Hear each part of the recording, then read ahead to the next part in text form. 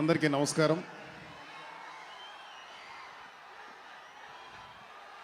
ఒక cinema before release ఒక hit కాబోతున్న సినిమాకి ఎన్ని లక్షణాలు ఉండాలో అన్ని ధ్రువాలో కనపడుతున్నాయి. ఫస్ట్ నాకు టైటిల్ ధ్రువ చాలా నచ్చింది టైటిల్.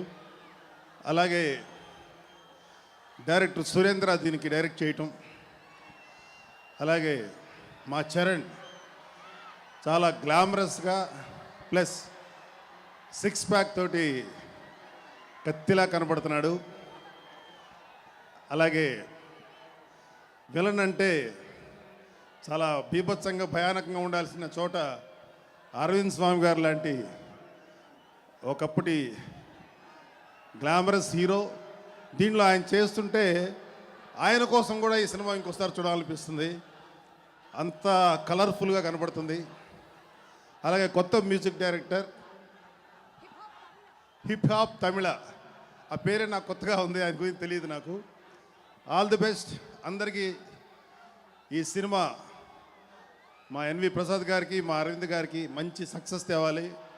ఇంకొక లక్షణం ఏంటంటే వరుసగా అరవింద్ గారు గత 4-5 సినిమాల నుంచి హిట్లు కొడుతూనే ఉన్నారు. కాబట్టి ఈ సినిమా కూడా అదే పందాలో మరింత బిగ్గెస్ట్ హిట్ కొట్టి మా చరణ్కి మా అరవింద్ గారికి ప్రసాద్ గారికి మంచి పేరు డబ్బు సంతోషాన్ని ఇవ్వాలి. అలాగే అభిమానులందరికీ మంచి ఆనందాన్ని ఇవ్వాలి.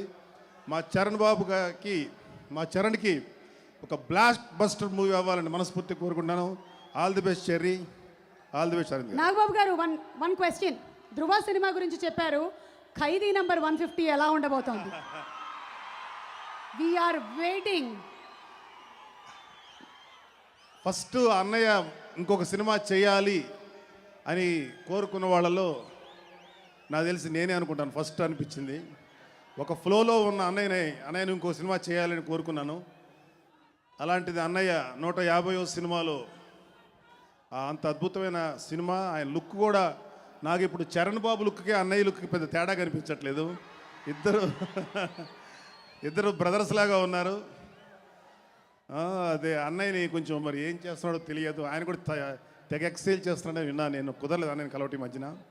సో 150వ సినిమా మా అరవింద్ గారి cinema Dhruva, 2 super duper hit అవుతాయి గ్యారంటీ.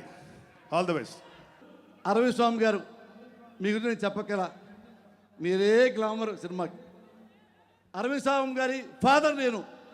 ఆయన నాకు పెద్ద వయసు తేడా లేదు, కానీ నేను ఫాదర్ని దుడ్డు నరవలా రంగేశారు నాకు.